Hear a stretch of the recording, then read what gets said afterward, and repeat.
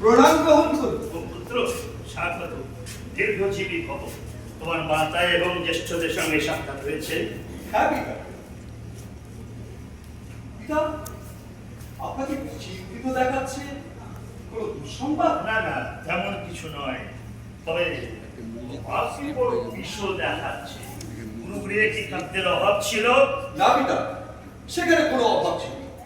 সতীর্থরা ফসল ফলাতাম, একসাথে শস্যাগার পুত্র করতাম। রাজপুত্র আর শূদ্রপুত্রের মধ্যে কোনো প্রভেদ ছিল না। বড়ই সুখে কেটেছে এই কটা বছর। সে এক প্রিয় অভিজ্ঞতা। কি বলছো পুত্র?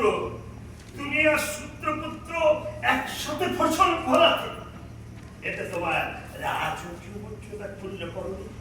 তাছাড়া এটি বেশ তোমার। কেন পিতা? ক্ষুণ্ণ হওয়ার তো কোনো কারণ নেই। তাছাড়া কর্মের ভিত্তিতে বর্ণ সৃষ্টি হয়। কর্ম যদি এক হয় তাহলে বর্ণটাও এক। সেখানে প্রভেদ থাকতে পারে না। আর পোশাকের কথা বলছেন পিতা, সে তো অযথের গুরুত্ব সৃষ্টি করে।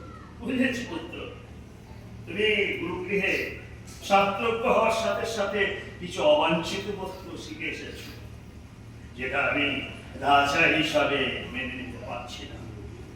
পুত্র যাও, তুমি ক্লান্ত, পরে কথা হবে। না না পিতা, আমি ক্লান্ত নই। তাছাড়া এই বিশাল পথ আমি উপভোগ করেছি, অনেক কিছু দেখেছি। পিতা অনুমতি দিলে একটা কথা বলতাম। বলো, তবে অবান্তর প্রশ্ন করবে না। না পিতা, কিছুক্ষণ আগে আপনি গুরুগৃহের খাদ্যের অভাবের কথা বলছিলেন, কিন্তু পথে আস্তে আস্তে আমি অনুভব করেছি রাজ্য জুড়ে অভাব, হাহাকার তীব্র। এর প্রকৃত কারণ কি পিতা? প্রাকৃতিক দুর্যোগ নাকি অতিরিক্ত করের বোঝা? পুত্র, এরপরে বলতে তুমি এটা তোমার প্রশ্ন নয়। না, এ আমার কৌতূহল, প্রশ্ন নয়। পুত্র, তুমি ক্লান্ত, বিশ্রাম গ্রহণ কর। ধীরে ধীরে তোমার প্রশ্নের উত্তর ঠিক হয়ে যাবে। পুত্র, এতদিন ছিল আমার দুটো হাত, এবার তোমার দুটো হাত যুক্ত হয়ে সারা হাতে আমরা কিছু পরিচালনা করব। তো পিতার পাশে পুত্র থাকবে, এটা তো পুত্র হিসেবে আমার মহান কর্তব্য। তোমার প্রতি আমার আশীর্বাদ রইল পুত্র, আশীর্বাদ রইল।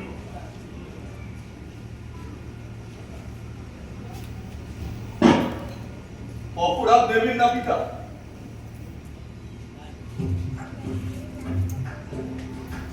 আমি বড় অনুতপ্ত। কি কারণ পুত্র, বলো। পথে আস্তে আস্তে দেখেছি রাজপথের বিভিন্ন স্থানে সুউচ্চ তরুণরা, আলোক সজ্জা, উৎসবের সাজে সজ্জিত সারা নগর। এর তো কোনো প্রয়োজন ছিল না পিতা। এই আয়োজন তো তোমারই জন্য পুত্র। যেখানে রাজ্য জুড়ে অভাব, হাহাকার, সেখানে অখিলকেই অর্থের অপচয় কেবল ভারাক্রান্ত করে তোলে। আরে বর্জন করো পুত্র, কোনো কিছু অহেতুক নয়।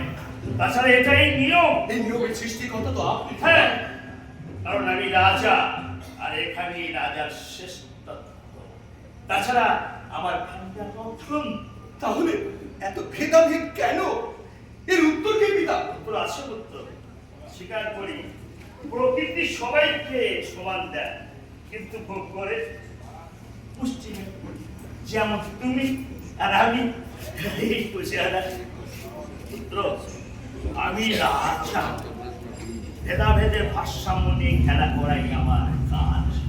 আর যে যত সুচারুরূপে এই কাজ পরিচালনা করতে পারবে সে তত মহান রাজা।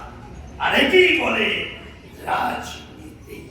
এই রাজনীতি যদি প্রজারা উপলব্ধি করতে পারে, যদি তারা বুঝে ফেলে সংকটের মাধ্যমে রাজা প্রতিনিয়ত প্রজাদের সাথে প্রতারণা করে চলেছেন, তখন কি হবে পিতা? সেই জন্যই তো আমার একান্ত প্রিয় সৈন্যরা সব সময় পেশা দিয়ে চলেছে। ও পিতা, তাহলে আপনি বিদ্রোহের আশঙ্কা করছেন? আমি অনুভব করেছি রাজ্য জুড়ে আবহাওয়া ভয়ানক গুরুতর। যে কোনো সময় ঝড় উঠতে পারে।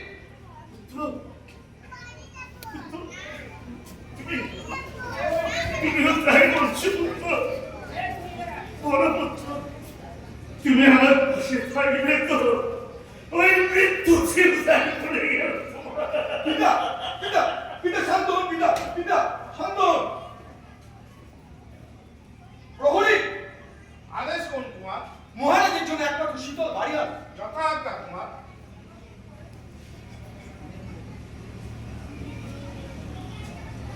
এই নিন কুমার। নিন, পান করুন।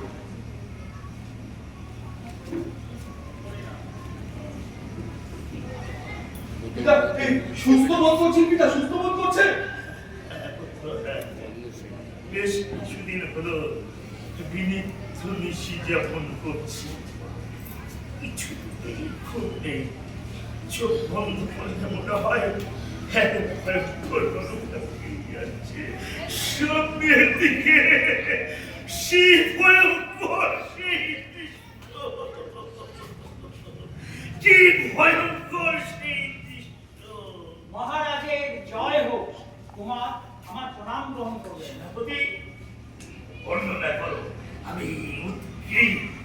প্রভু, আপনার আদেশ মতো সেই বৃদ্ধকে নগরের উজ্জ্বল আলোকস্তম্ভে ঝুলিয়ে দেওয়া হয়েছে, কিন্তু এই বৃদ্ধের মৃতদেহ নিয়ে যাওয়ার জন্য 10-12 জন উদ্ধত অপরিণত যুবক প্রায় উন্মাদের মতো ছুটে আসে। আমাদের প্রশিক্ষিত সৈনিকরা তাদের তরবারির যথাযথ প্রয়োগ ঘটিয়েছে, প্রত্যেকে সেখানে প্রাণ হারিয়েছে।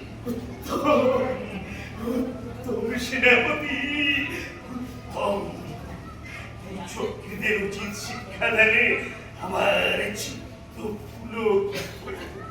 যাও, যাও সেনাপতি, যাও, সৈন্যদের প্রস্তুত থাকতে বলো। ওই বৃদ্ধের কথা মতো তা যথাজ্ঞা প্রভু। পিতা, পিতা আপনি কোন বৃদ্ধের কথা বলছেন? তাকে তুমি- কার রক্তের প্রবাহ আপনাকে এত উল্লসিত করে তুলেছে?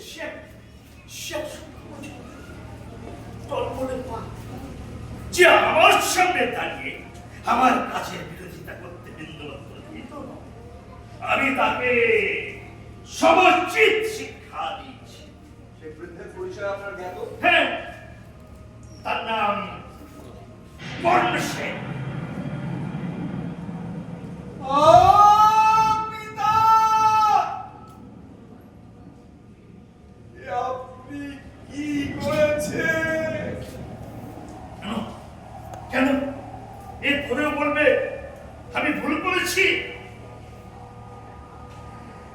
তিনি সামান্য বৃদ্ধ নন, তিনি হলেন আমার গুরুগৃহের শিক্ষক মন্ডলীর অন্যতম শিক্ষক দার্শনিক কর্মী সেন।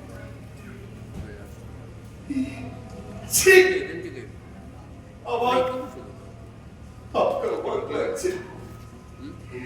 আমার পিতা আমার গুরু হত্যা। আমি আর পারছি না। এই রাজগৃহে থাকা আমার কোনো বাসনায় রইল না। আমি চললাম। না তোমার না, না, তুমি যাবে না, তুমি যাবে না, তুমি যাবে না। আমি রাজা বলছি। অনর্থ ঘটে গেছে প্রভু। কি হয়েছে? হাজার হাজার যুবক হ্যাঁ? রাজগৃহের দিকে ছুটে আসছে। হ্যাঁ। কারো হাতে দণ্ড অথবা তরবারি, হ্যাঁ। কেউ বা খালি হাতে, অনেকের হাতে প্রস্তর খণ্ড। সেনাপতি, তুমি সৈন্যদের সজ্জিত করো। প্রহরী, তুমি কুমারকে দেখো, সে যেন এই পক্ষ ত্যাগ করতে না পারে। যথাজ্ঞা। আমি চললাম। পিতা, পিতা যাবেন না, পিতা, পিতা শুভ বিপদ। দাঁড়াও রাজকুমার, কোথায় যাচ্ছে? বক্সের দাও প্রহরী। অপরাধ মার্জনা করুন। মহারাজের অনুমতি ব্যতি রেখে আমরা যে বাইরে যাওয়া ভালো। আমাকে যেতে দাও, এটা তোমার প্রতি আমার আদেশ। আমি অক্ষম প্রভু। আমি যে শুধু মহারাজা আদেশ পালন করতে শিখে এসেছি, আর আপনাকে যদি তবে আপনি আমাকে হত্যা করুন, এই আমি অস্ত্র পরিত্যাগ করব। প্রহরী, হত্যা করা আমার ধর্ম নয়। আমি মানব ধর্মে বিশ্বাস করি। অস্ত্র দিয়ে মানুষের চেতনাকে করায়ত্ত করা যায় না। তুমি সমবেত মানুষের প্রতিরোধ দেখেছ প্রহরী? না রাজকুমার, ওই দেখো, ওরা আসছে, কিন্তু জানে না কার বিরুদ্ধে আসছে, কি তার শক্তি, কি তার পরিণতি। দেখো প্রহরী, দেখো কি উৎসব, যেন প্রাচীর ভাঙছে। একবার ভাবো প্রহরী, ভাবো কোথায় পেল এত শক্তি, এত উৎসাহ, এত উদ্দীপনা। ভাবার কাজ নয় রাজকুমার। কেন কেন নয় প্রহরী? ভাবো ভাবো, মানুষের মধ্যে কেন এত প্রভেদ? কেন আমার প্রত্যাবর্তনে এত অর্থের অপচয়? কেন তোমার পুত্র ক্ষুধায় ক্রন্দনরত? কেন সে অসুস্থ হওয়ায় সুচিকিৎসা পায় না? কেন সে প্রবল শীতে কম্পন? আহ! দয়া করে আপনি থামুন প্রভু। আমার মতো অতি সামান্য বেতনভূক অন্নদাসের সাথে এই ধরনের যে রাজকুমারের সেবা পায় না, এই যে আমার অনাধিকার চর্চা। অধিকার নিয়ে ভেবেছো কোনোদিন? এটা ভুলে যেও না, তুমি বেতন ভুক হলেও অন্নদাস অথবা কৃতদাস নও। এই যে দেখছো, ওরা অনধিকারের আবরণ মুক্ত করতে পেরেছে, নিজেদের অধিকার বুঝে নিতে। কি বলতো, তুমি কি পারো না ওদের মতো হতে? তবে যাও রাজকুমার, যাও। তোমার পথ যে আমি ছেড়ে দিলাম, তোমার যে যাওয়ার প্রয়োজন আছে। ধন্যবাদ বন্ধু, ধন্যবাদ। আমি আসবো, আবার আসবো, তবে রাজা প্রজার প্রভেদ দৃষ্টিতে নয়, এক সহযোদ্ধার অনুভূতি নিয়ে। চলি বন্ধু, চলি।